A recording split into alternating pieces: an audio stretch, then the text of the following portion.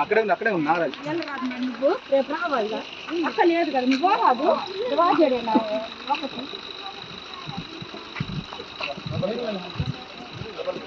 అన్నా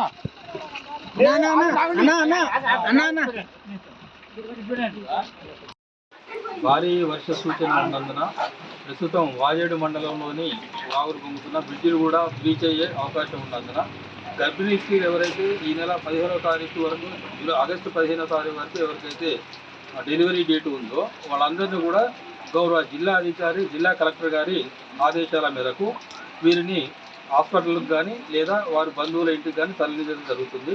ప్రస్తుతం పేరూరు పిఎస్సి పరిలో 13 మంది ఉన్నారు. అందులో 2 డెలివరీ కాగా 3 వాళ్ళ తల్లిగారింటికి వెళ్ళిపోయారు.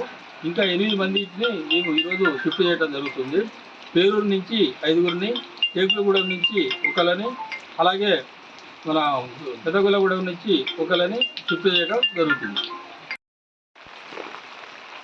హాస్పిటల్లో ఉంటే 4 రోజులే ఉన్నది డెలివరీకి. హాస్పిటల్ తీసుకోబోదు